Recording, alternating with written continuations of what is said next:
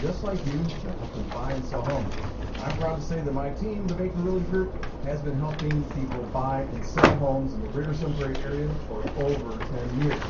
Information about buying and selling a home is available on my website, I might have to step out. on Facebook. You might? Just for a second, yeah. I need to use the ladies' room, but somebody's in there. 608-575. Me too. Well, it's really not the ladies' room, it's Enjoy the room. Sun Prairie Real Estate Show with Oops.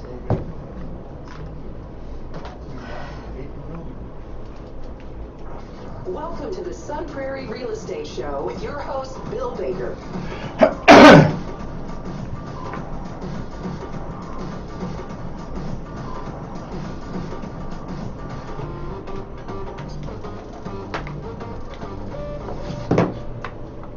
Hey, good morning, everybody, and welcome to Hump Day and the Sun Prairie Real Estate Show. I'm Bill Baker, your host, and you're listening to 103.5 WLSP, The Sun. We're underwritten by those wonderful folks at the Bank of Sun Prairie and, of course, the Baker Realty Group, along with Wintrust Mortgage. Glad to be with you on a beautiful sunny Wednesday morning, and as Laura gets settled in, you can't get your earbuds in, right? Or? I was thinking it was afternoon. Gosh, what's my deal? I know. You got to talk into that mic. I know it's way back there again, and all that crud stuff, and things like that. And some junk. Hey, we created this show almost 7 years ago to help you in the way of buying, selling, and investing in real estate. It's about educating and informing you on what's going on in our city, how to buy a home, how to sell a home, how to become an investor in real estate, and then everything around it and what affects real estate. So we are tickled to have an award-winning show that has produced that kind of information for you, and we try and strive every week to bring you some of the most up-to-date and detailed information, I guess I could say about that. Statistics, that's detailed information. Yeah, I know, stats. Some people go, as soon as you start talking about stats, the stats don't lie. That's what I'm telling you. Stats don't lie. Well, it's important information to have. That's true. Hey, today, here's what I want to do.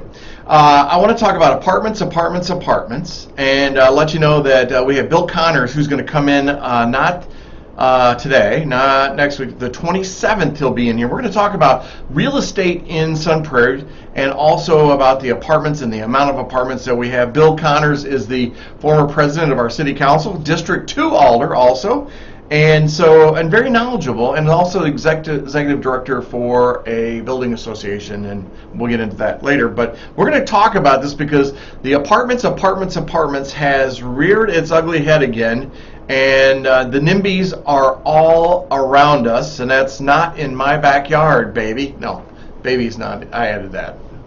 I know, I'm sorry. I added that at the end. NIMBY? Yeah, that's it. So. I like it. I don't know, man. Oh, it just kills me every time we turn around. It's about apartments. Also, what we're going to talk about today is affordability and affordable housing. There's another subject that has popped up. It was in the news on Channel 15, actually, and they're talking about the apartments that are, or the hotel that's now going to be converted into affordable housing. Oh, excuse me for spitting into the microphone.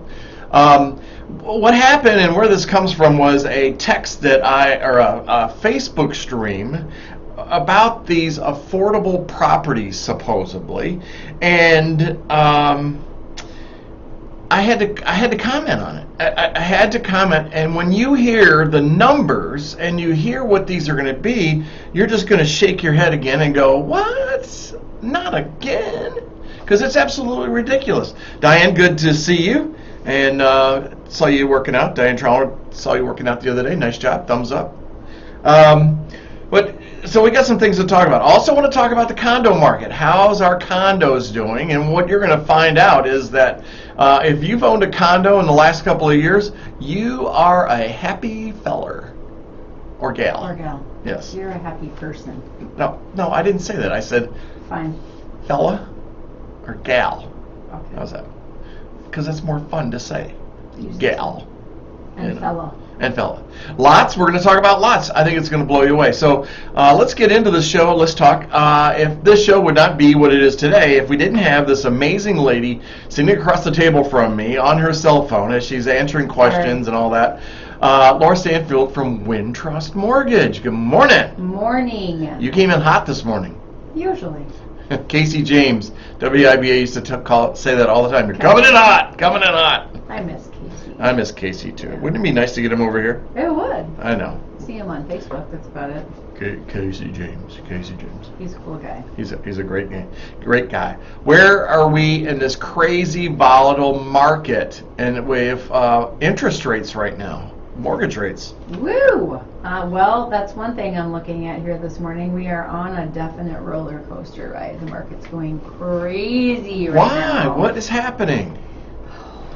All kinds of stuff. But there's more reaction to the Fed increasing rates again. It's going to happen. Yes. So the market will react in advance of that actually happening. We've talked about this on the show before.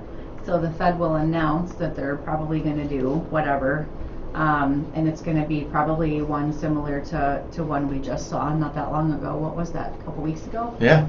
Yeah, so there's another one coming pretty quickly on its heels, probably by the same amount. And so that's what people don't always understand, that when they hear that the Fed's going to do that, then they're thinking it's an automatic, let's say 0.75, if that's what they do, increase to mortgage rates, and that's not how it works. No. But the market does react to it, and it reacts in advance of it actually happening. It reacts to the news of it. So that's one thing, but there's lots of things going on that are impacting our markets right now. Inflation, of course, it's just the same things we've been talking about, honestly. Inflation is affecting our mortgage rates? Well, yeah. Why? Honestly, how? How is that? Besides the Federal Reserve, and actually the Reserve and the interest rate increase, trickles that increase.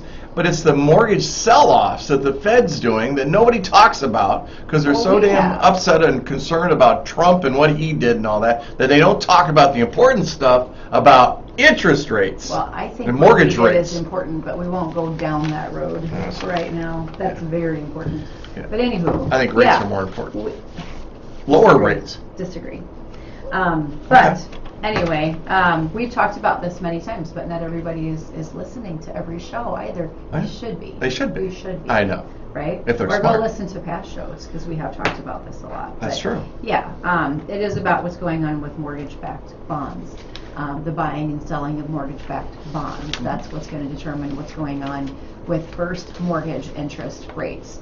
And then on that note, since not everybody might remember or have listened before, when the Fed is talking about raising the federal funds rate, that's more to do with the rate at which banks borrow money to lend. And so that rate will have more of a direct impact on like home equity lines of credit, credit cards, things like that. But not always a direct impact on first mortgage rates, because again, it goes back to who's buying mortgage-backed bonds. Sure. Are they appealing? Are they not? Right. So, we'll see what happens with rates today. We were, last week I think is when it went down a bit. It was about 6 1/4, I'd say, a couple weeks ago, and then since then we've slid back a bit into the high 5s. So rates have improved in the last week or 2 weeks, and we'll see how this scenario shakes out. But there's also more and more talk about recession kind of being inevitable, and if that is the case, then we should probably see rates drop back again. We'll see. Big sigh. Yeah, well, I think this is a different kind of market. I think our economy is a different kind of economy and marketplace that's out there. And the Federal Reserve feels that they can stop inflation while hurting people. And I really feel it that way. It's my opinion. This is Bill's opinion. Don't confuse that with anybody else's. Don't confuse it with fact. Well, they're raising interest rates, so it raises the cost of if you need a new car or your credit cards or and the cost to borrow money, period. Exactly. Yeah. And so inflation means you're just spending too much damn money. You're doing it, and you're doing it really fast, and you're buying a lot of it. which you would think would be a good thing, but we're trying to slow that down a little bit. Why do we need to do that? Supply is one issue. Well, Labor, workforce Sure. is another issue. Mhm. We're dealing with all kinds of things now that I don't know, in this I can't speak to intelligently, but in history, if we've ever dealt with coming out of a 2-year pandemic, the issues with the job market. I don't know what people are doing. We've talked about this before, but they're not going back to work.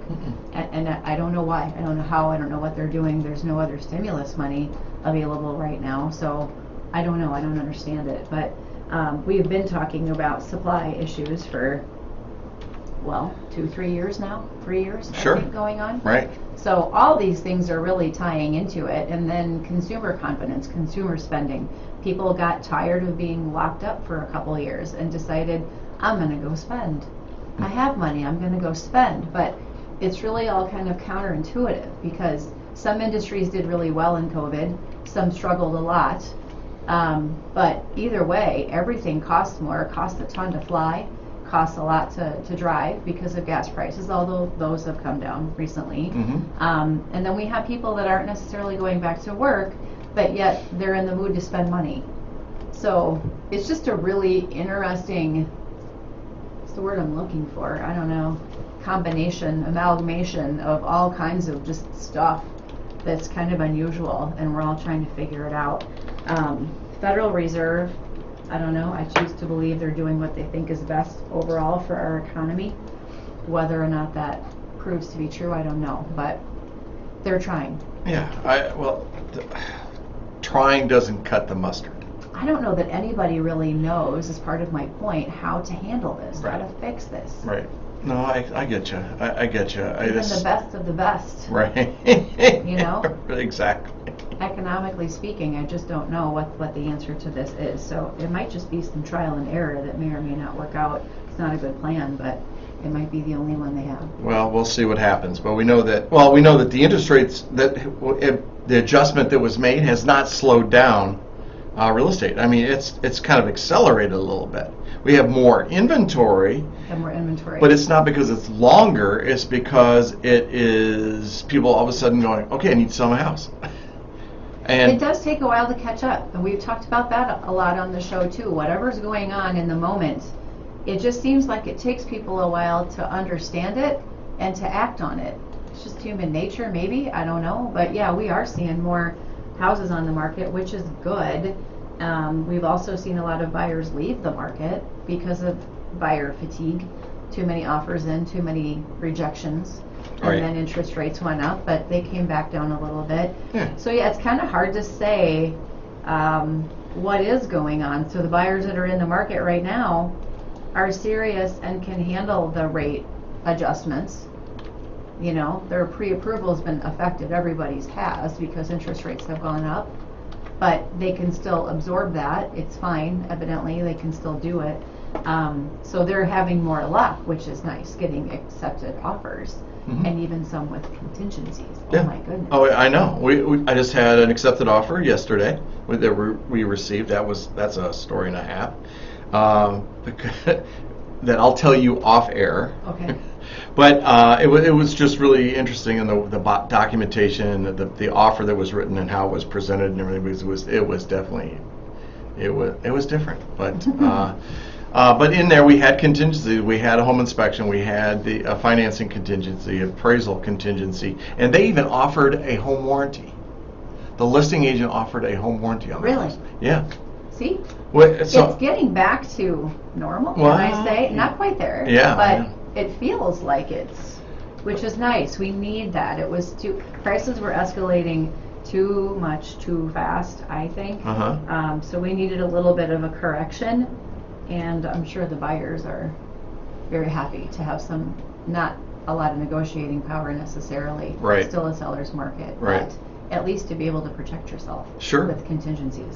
Yeah, it's something. I mean, right now we're looking at. I've just pulled it up, hot off the press, right at the tip of my fingers.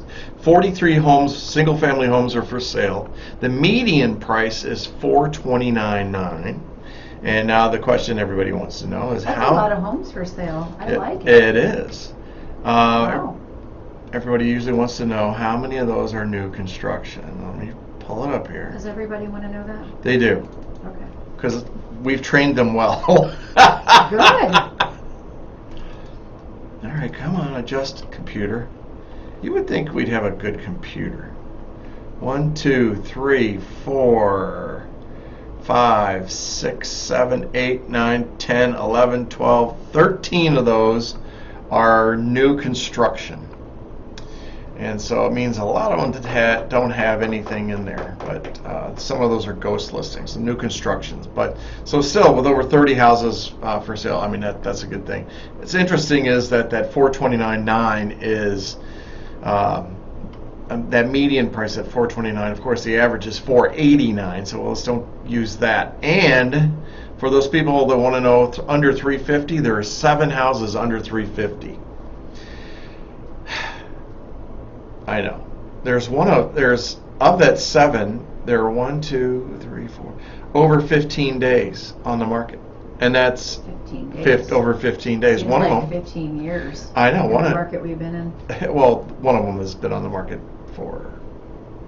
No, that's not right. I'm wrong. I lied to you, but I'm good at that. There are 9 houses under 350. 9 houses under 350. Which is the first-time buyer Right. range. Exactly, and so the opportunities are out there. You just got to go take advantage of them. It might be a first-time buyer. Actually, it might be downsized. Downsize, They're both really fighting for the same price range, I'd say. right? You know what has me concerned in this shift that we're doing What? is that the inexperienced person or realtor still thinks the pendulum is way seller strong, and it's actually swinging back the other way. And so you could actually overpay for a house. Yeah. You could actually overpay for a house. Well, a lot of people have, but yeah. now I'd be real careful about that because it is swinging back. I know. But it's interesting. So let's talk about condos a little bit. You know, we've kind of reserved condos, and the reason for that is because we haven't had any. There's been nothing on the market, and when I say nothing, I'm not. There's been days when there's been 0 active listings for condominiums, and there's still because nobody's putting them on the market, nobody's selling them. That's the obvious. And we're not building them. Well, we're going to talk about that in a minute, but we're not building them. But yeah, there's been 7. Now, today, as of right now, there's 7 that are on the market.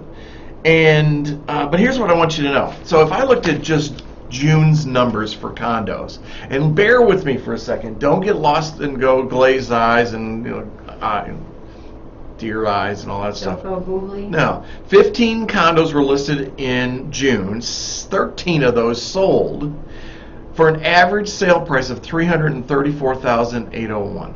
Don't get hung up on that number because the number's more like, here, let me give it to you exactly what it should be.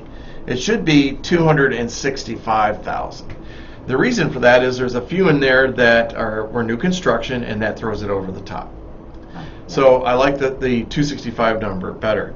Here's what you need to know about a condominium. And this is why I think, and I think Laura will agree, that if you're a parent out there and you got a kid that's renting right now, stop it. I know, right? Give them the money, loan them the money, if they even need to be loaned money to go buy a condo. And here's the reason why. If you bought a condo in 2021, last June, the value of that condo has gone up 25%. 25%. Look what's happened to your investments in the stock market. Oh, yeah, they dropped. They're in the gutter right now. Nobody look at your statements. No. Don't look at but Google is going to be offering their stock at 50% discount. They're splitting their stock 20 ways, I think, something like that. So it'll be 20? So it's going to be like $120 a share. When does that happen? I want to see Friday. Ooh! I think it's Friday. So you got to buy some Google.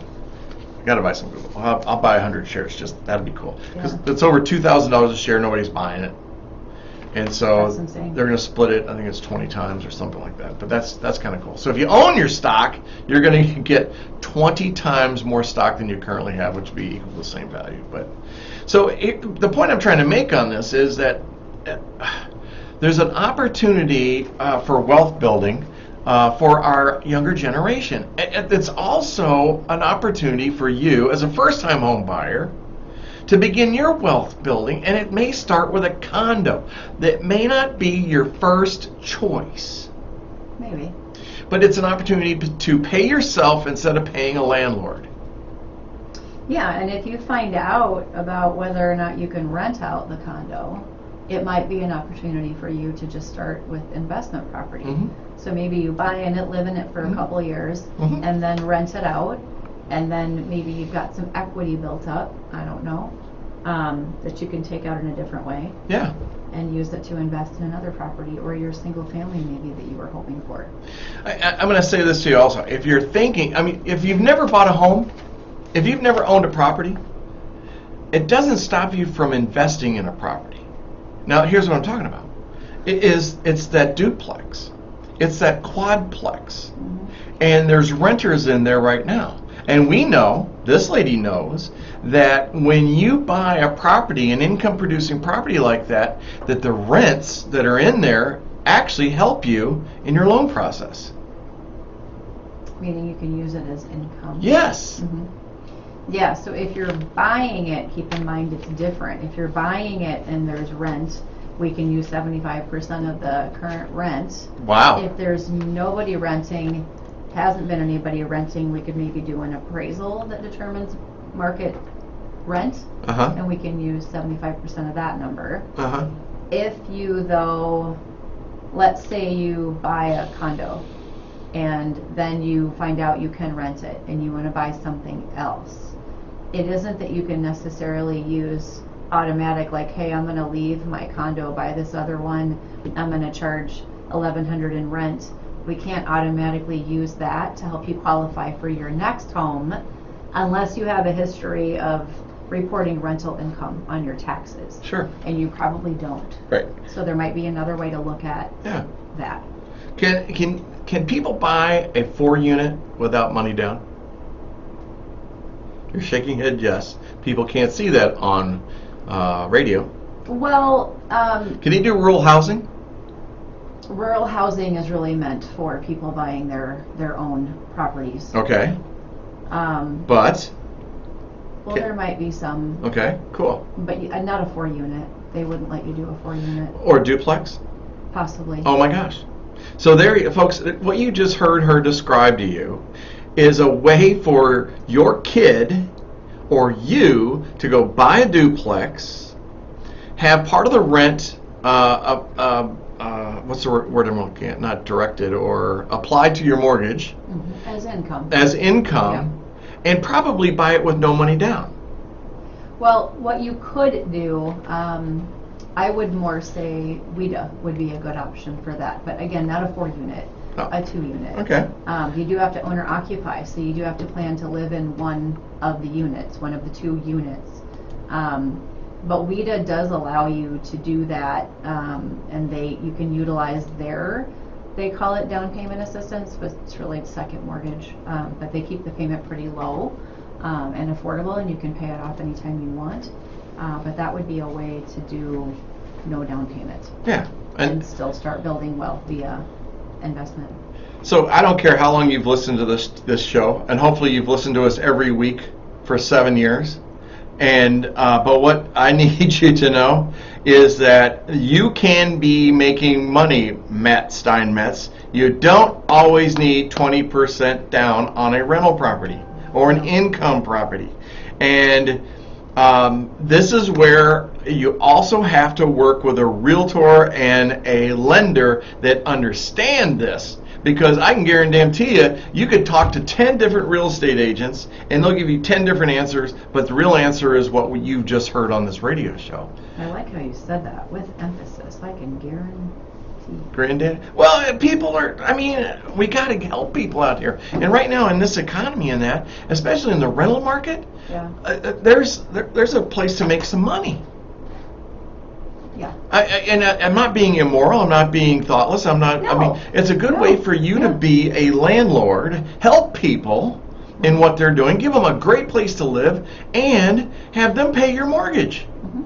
and the value goes up. Can you imagine if you had a duplex that's actually listed or considered a condo, and your value just went up 25%, and you paid $300,000 for it last year? Your equity just went up 25%. I just had this question from somebody. Can you help? Raise your hand. I don't need to. Okay, go ahead. Can you help with why, let's say it's a duplex side by side? Yeah. So why are some, Uh-oh. why would a developer decide to zone it as a condo Uh-huh. versus a single family? Wow, good question. Ding, ding, ding, ding. We'll play. A condo shows that they're going to split the expenses, and it's defined Right. that way. But also, as a single-family home, on both sides, you could also have an agreement on how you're going to deal with a roof and who's going to mow, how you're going to mow your yard, what about snow removal, and Yeah. stuff like that. But a condo locks it in, and you got to follow your rules for condos in the state, which makes it a little bit more difficult. The challenges of owning a condo. Well, And then also it the depends on financing. how actually, the financing is not in our world anyway. And if it's less than 4 units, we probably just don't need to worry about it. Oh yeah. But do you know why, from a developer's point of view, why they're building 2 units side by side? Why would they, right out of the gate, decide to create an association around it, or just build it as a two single families? I don't know that answer. Yeah. That's a Well, Lindsay Hagen's answer. Oh, You know. okay. Then we'll ask Lindsay. Oh, Or somebody else. It's time to get her on here to talk, because that lady. We can talk about her project that That's she right. finally got. I yeah. know. I mean, Yeah. that lady is amazing. She is. And she's the perfect example of taking something from nothing and making it amazing. And how many properties that lady's owned and flipped, bought and held, or developed in the last 10 years? She is an example of somebody who had a vision, Mhm. had goals, Uh-huh. and big ones, Mhm. but she's actually made them happen. Right. She's very young, and she started with, nothing, relatively speaking, not Sure. for what she's done. Right. And how long has she been doing this? Maybe 10 years. Yeah, I was Maybe thinking 10 years. 7 or 8. I don't know why I had that in my head, but not very long. And anyway, yeah, she's done exactly what she set out to do. I remember, because I mentored her at Keller Williams when we were both there. She came as a new agent, and they'd like to take new agents and put them with experienced agents. And so I remember her sitting down at my desk, and she's saying, well, I was hoping that maybe I could buy like 4 properties or something like that in the next year. Her goal was to buy income properties and hold them. And I said, well, that's great, let's do 10. And I want to say she did 8 or 9. It was the number. I ingratiate them every time, so I make them better than my fish stories get better every time I tell that story about her. They get longer and longer. But the point I want to make about it is she took one property, used that property to buy the next property, bought those 2 properties, but to do the third Leverage. property, she leveraged every property. And while she is a mother, a Yeah, spouse, many. and Yeah. owns several businesses. Yeah. So They she's had cell phone, storefronts. Storefronts. Several storefronts. But she also, she asked a lot of questions, and she listened really well. Yeah. And she went out and found investors uh-huh. to help her Right. get started, because you just don't automatically have money, right? Right. Because in some cases you do need to put more money down. If it's pure investment, you're not going to live in it. Right. That's a different story, and you do have to have down payment money. If you're buying it, you're going to owner occupy it, and it's less than, let's say 2 units, ideally, Right. 0 down. Otherwise, you could do FHA on a 4 unit and put 3.5% down. There you as long go. as you owner occupy 1 unit. So not 0 down, but low down. Sure. There's a song, right? Pretty low down. Just went through my head. Sorry, I think in songs. Anyway, she figured it out, right? She and did. She got the money to help start acquiring investment. Yeah. Pure investment. So. And now the difference is, here's what's changed in her life. She doesn't approach banks anymore. They approach her. Look at that. They come to her and go, hey, how much money you want to borrow? and then she negotiates with them. So and she works with her developers. She's got her team in place to do. So we'll have her on. I'll give her a shot and have her on. She's been through probably the hardest project of her career so far, and she saw it through. Oh my gosh! And she could have quit. It was hard. And I think most people do. And we're Yeah. going to talk about projects here in a second, because there's an apartment project over off West Main that I want to chat about. But let me touch on lots, and then we'll come back to this. Somebody else we need on the show is Ginger Hauser. Attorney? No. Ginger was a real estate agent, but she's the queen of flipping. Oh. She flips properties, and I think it'd be a lot of fun to have her on. Harley driving, beer drinking, blonde bomber. Oh my God. Okay. Beautiful woman. One of the sharpest real estate investors that I know. And Wow.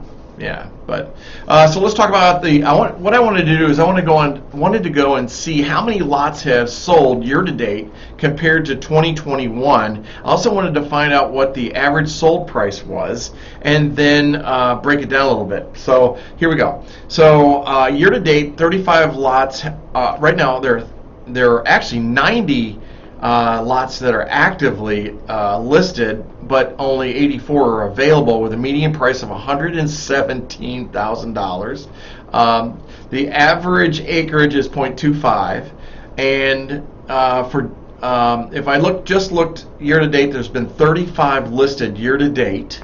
Now keep in mind, don't get hung up on days on market with lots, because they can be on there for years. And you know, because you drive by the same signs over and over again as a development stuff. But there's only been 7 lots sold year to date, which is a 61% change, because 18 were sold last year. Now, here's what's really cool to do, and Bill Connors will be great to talk about this, and because he watches permits being pulled. And I told him I don't look for permits being pulled. I look at new construction and sold numbers. But to have 7 lots that are sold, and how that converts into a sale purchase. But yeah, 18 were sold in 2021 year to date, from January to June.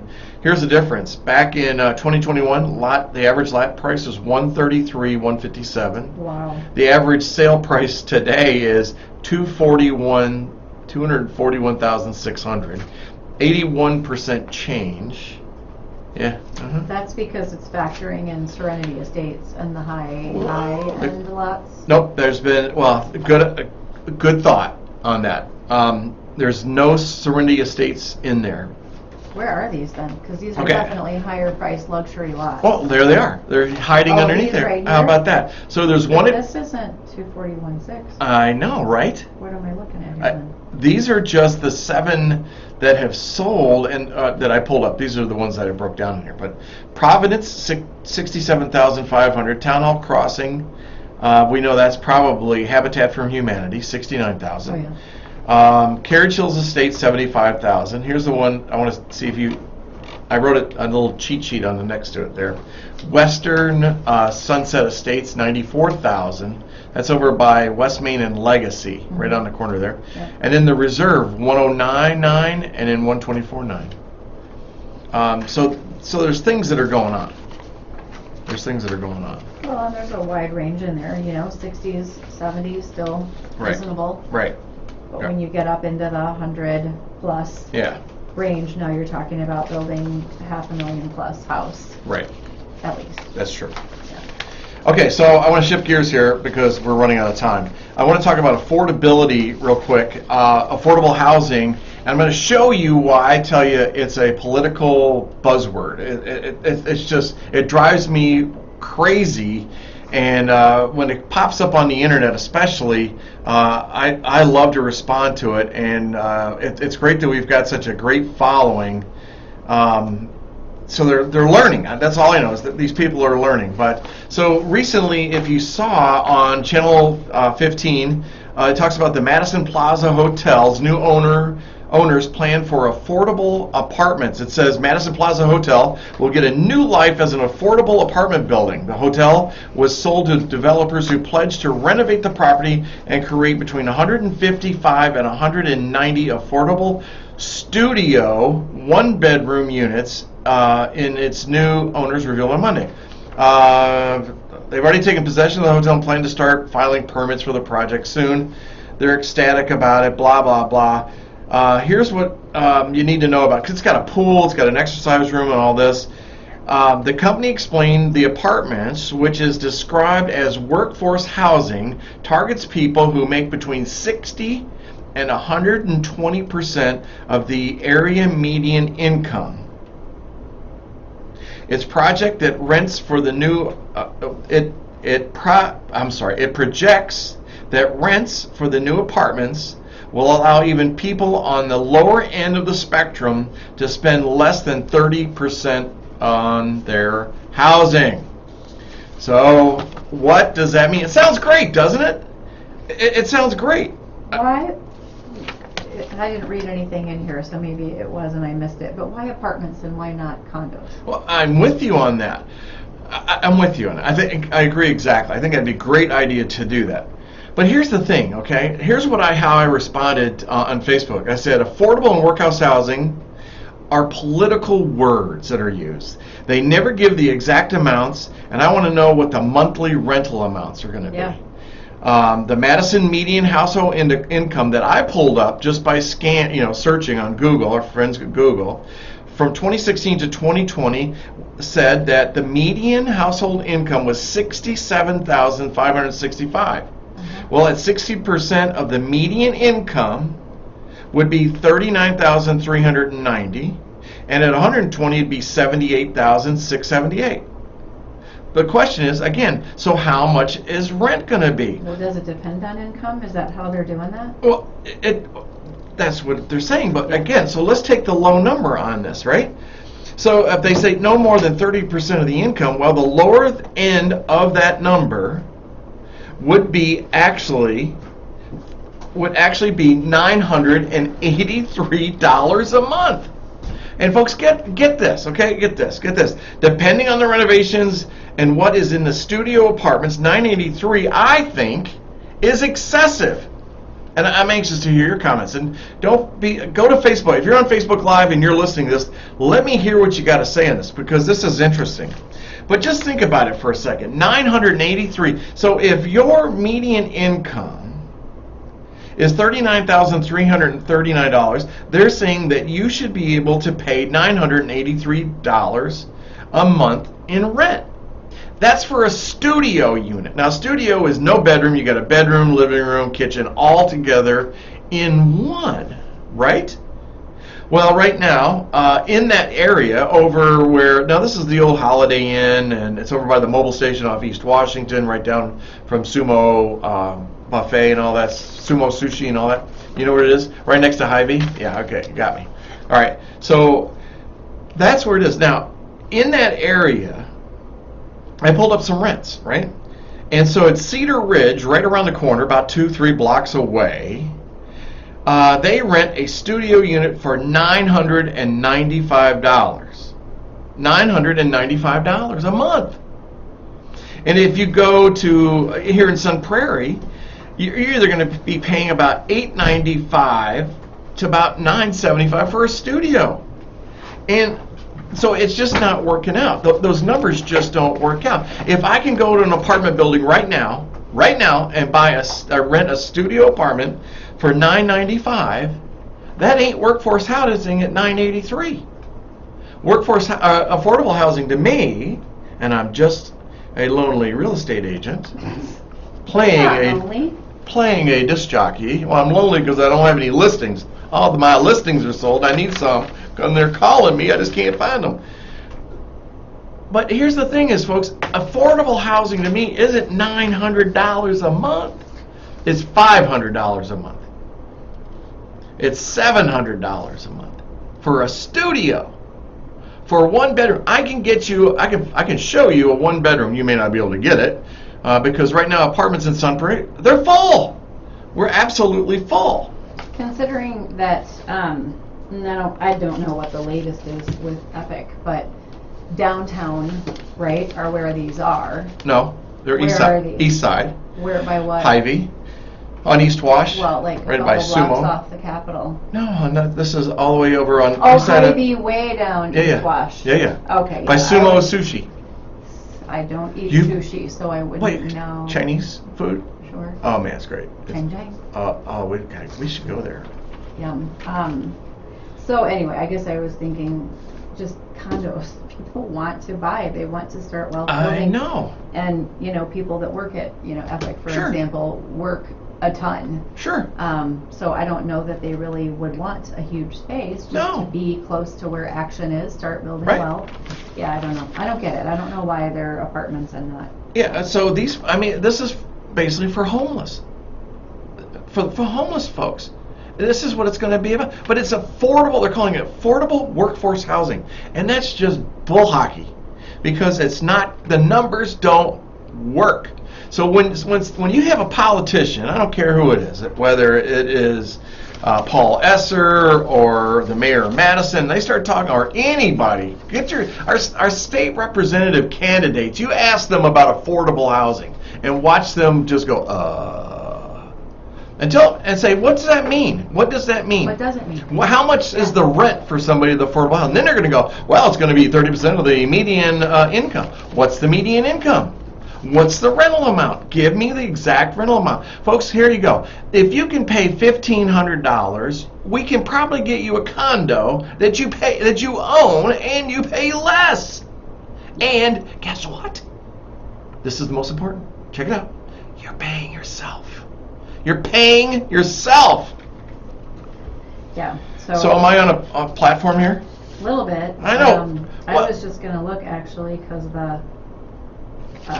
the matrix, there's a matrix out about, like down payment assistance programs and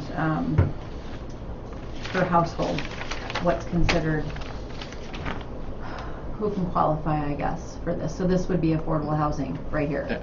So a single person household in Dane County can earn 62.6. If you've got two people, 71.5. And you could still get some assistance to buy, not rent, buy a house. To buy a house. Yeah. And Hugh, thanks, buddy. You're right. Sushi is Japanese food. You're exactly Yeah. right. I'm sorry, man. You asked if I like Chinese, right? Yeah, buddy, I'm sorry, because I was so, this whole affordable housing thing, it's my baby. It's my baby. It's making you not think straight. Exactly. There you go. I mean, people start talking about this like they know what they're doing, and they have no freaking clue. They don't. Yeah. Build me an affordable a property, and let's let somebody with a one-bedroom unit pay $500 for it. Well, here's my ignorance. Hugh, wouldn't you agree with that? As a former council person candidate, wouldn't you agree with that? Person? City council, you ran for city council. You would have been absolutely fantastic. Oh, I see. So Matthew was saying, I thought you needed 20% down for a rental property. Yeah, no. Well, if it's pure investment, that's different. If you're going to live in it, it's the other Right. side of it. But yeah, that's been something we've talked about forever. It doesn't seem like we're really coming up with any intelligent answers. But No. tell me why. Is it because a developer in this case, can just make more money if they turn them into apartments versus condos? What is the reason why we're so focused on apartments and not more homes people can own? There's no answer. Is that why I'm seeing a blank stare in silence? I have 100 people that'll pay me $1,800 a month. What's that, 18? These though? No, I'm just saying any development. I mean, I've got people that haven't been. Make it now. Yeah, and it's ongoing, and But they you have the can investment, sell it. and they have the investment of the property, and the value of the property and the equity, and they have that monthly income, that passive income that just keeps giving and giving and giving. I mean, I've heard. Well, we know of people that we're working with that we know rent's going up $200. $200, and thank gosh, we just got her an accepted offer on a house, of which she will now pay herself, which I love. I mean, that's what it's all about. Mm-hmm. Sorry, I get emotional about this because I think that we need to spend less money on studies and consultants and figure out how we can help educate folks on helping them build wealth how to take care of themselves. We don't do it in high school, and we definitely don't do it in college. So who's going to be able to be the ones to do that? And owning your own property is that answer. Well, and I mean, I don't know how much money was spent on the study, the city of Sun Prairie. $85,000. So could that not have gone toward development of? Yeah. Yeah. Yeah. I mean, you know, we could have, I know they can do it, but you got to have people that are thinking, though. You can't be just doing the same old stuff over and over again and expecting a different answer. Well, I mean, I can go along Sorry. with the idea that it makes sense to spend the money if you really need to uncover answers, right? So start on the Right. ground level and figure out, but we talked about that study a lot. Uh-huh. I don't think that was $80,000 well spent. I don't feel like real concrete ground level answers came out of that, in part because it was based on information from what, 3 years ago? It's outdated information Yeah. that was in that Yeah. report. So As a how did that template. really help us? It didn't help us at all. It was $80,000 that could, or at least part Right. of that could have been spent on actual development of land and housing. Right. Exactly. Something else I wanted to talk about a little bit on here, or I could save this, because we don't have enough time to talk about this. Oh, here it is, but let's just chat about it for a second.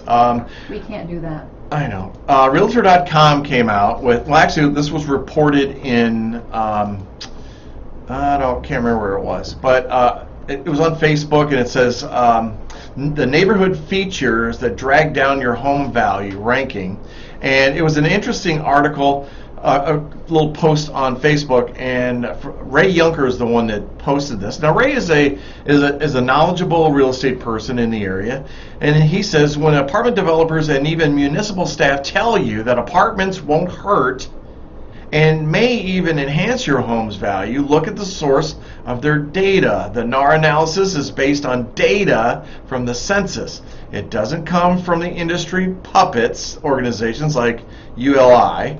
Sun Prairie is surely to have an overabundance of apartments soon. Ray is wrong. And I can prove it to you. And I actually responded to him in this.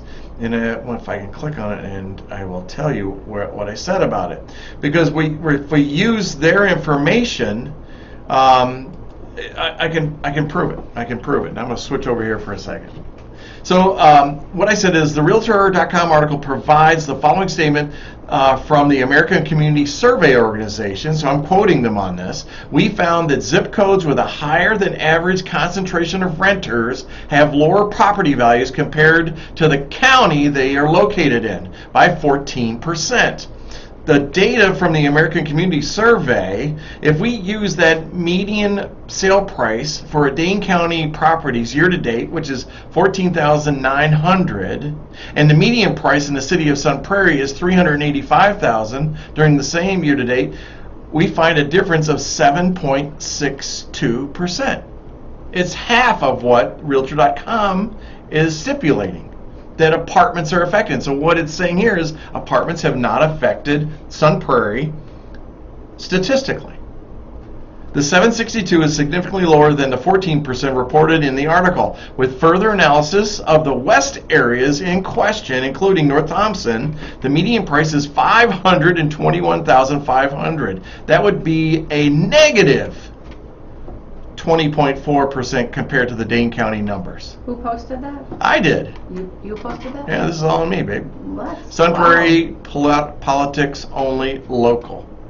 So what I did is I actually did the fact checking on you folks for this. And what you need to know about apartments is that the ones we have in this area, they're 96% and higher full. They're occupied. They're there. Now, why do we need more apartments? Now, you guys know me. I was a political candidate for this.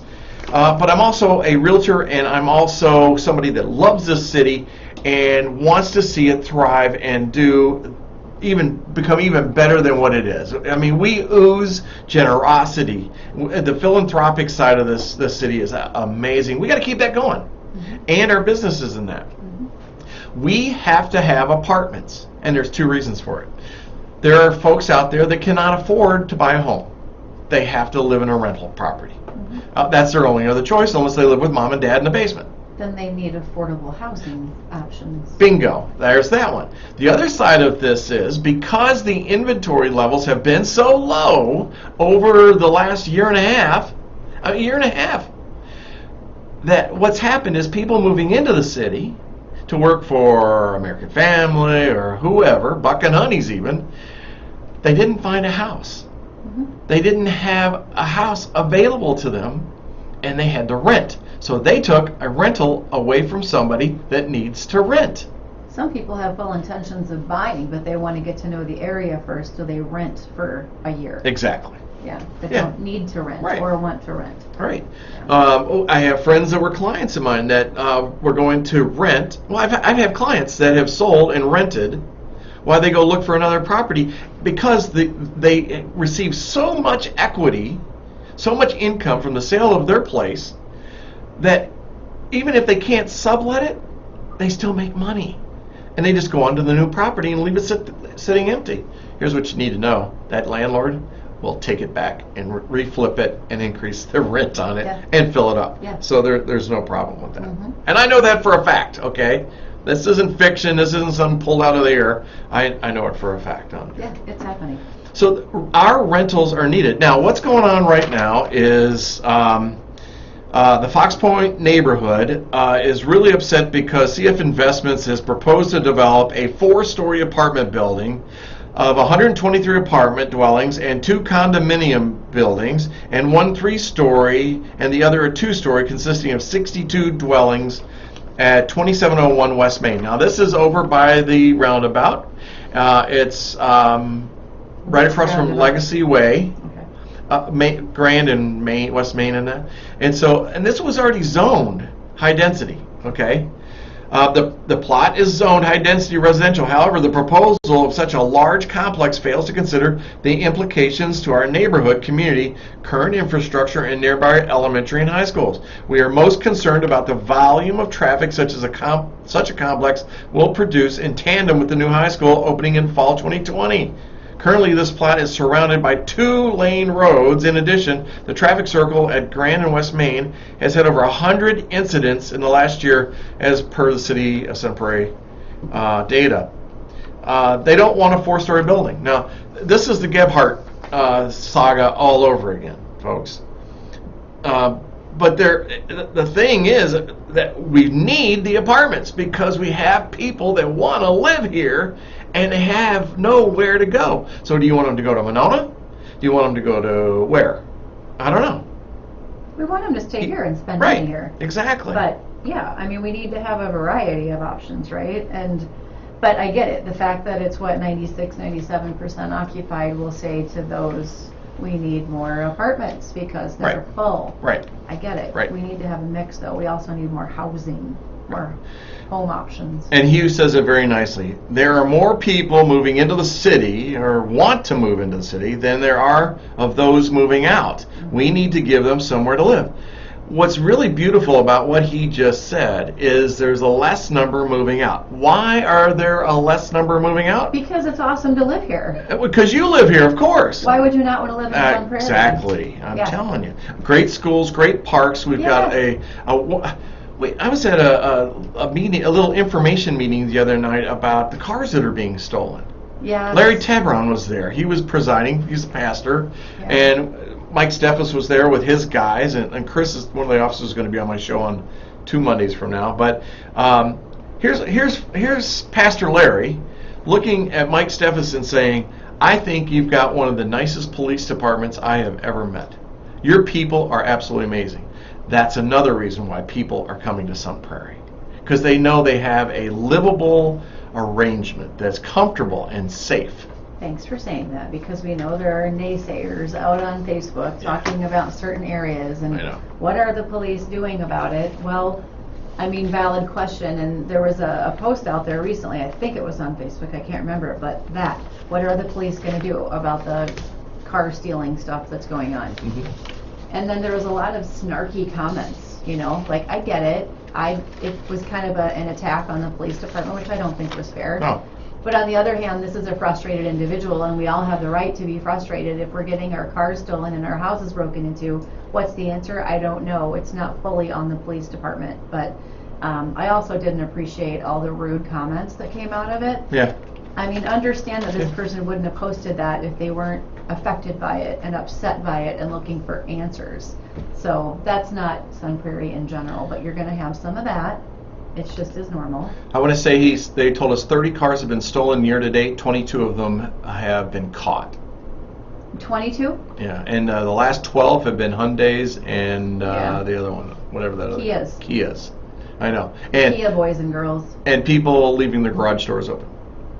Well, Yeah, that's and okay. not locking your cars if it's in the, but they can Yeah, steal I know, them. They I can know. figure it out. That's another subject. Yeah, that is a whole other thing. The thing is that what I wanted to get to on this and why I added this to the conversation was that of those people that have stolen cars, none of them were from Sun Prairie, and there were no trucks stolen.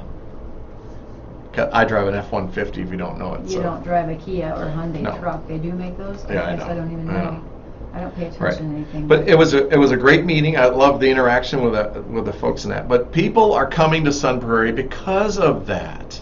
They're coming to Sun Prairie because of our diversity. They're coming here because of the school district, our library.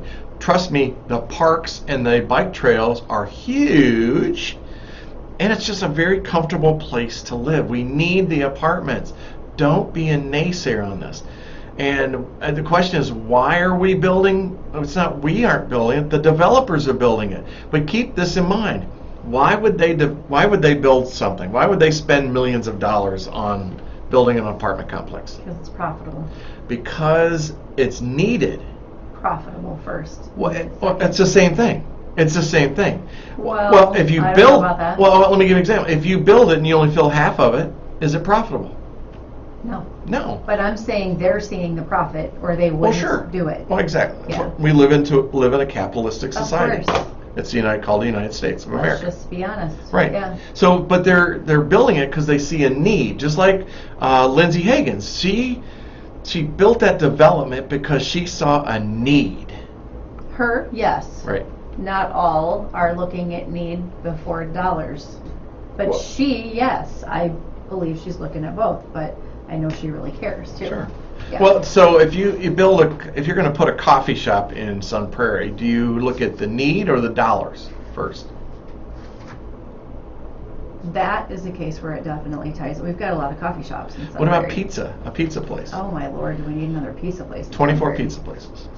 But are they all doing well? Uh-huh. Do we just love pizza and coffee in Sun Prairie? Evidently we do. Thank God you didn't add cigarettes. I mean, that Ew, no, I wouldn't do that. So the city council is going to get this. Went in front of the planning commission last night. The planning commission said no to it, but it still goes in front of the city council. So it's going to listen to the staff recommendations and then also the planning recommendations. And this isn't over. I could bet my house that this will be approved. And where it's located, it was on the comprehensive plan, and it's going to happen. We need another apartment. Keep them all on the west side. That's all I know about. Nothing over on Patriot Way or anything like that. But Okay. you know, I know. Isn't there another one going on the corner of, is it Main and Bird? Yes. Yeah, Yeah. because the one that's going up right now is senior, Yes. but there's another one that's going to be not senior. Yeah, I think it's ugly. That one on that corner, that's ugly. I mean, it just looks like it's going to be a canyon going down there. But Anyway, hey, Sun Prairie, I hope we gave you a bunch of information, at least wet your whistle, maybe made you think a few times today. The one thing I want you to really to remember is that you've got two people that you're listening to right now that really care about you and what goes on in your life in the way of real estate and everything else. But everything. But we're here to help you. We gave you a way of securing passive income today. We gave you a way to buy income properties. We showed you the secret recipe that you see every day on all these infomercials and stuff. It's not that tough. And you got two resources right here to guide you along the way. Not everybody has the secret recipe, so don't be afraid to reach out to Laura or myself anytime, and we will see you next Wednesday right back here on the Real Estate Show. Thanks, Sun Prairie. See you next week. Very-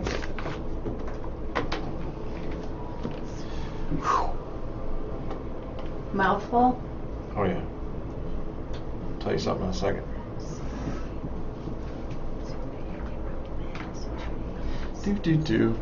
Bye, Facebook. Bye, Facebook peeps.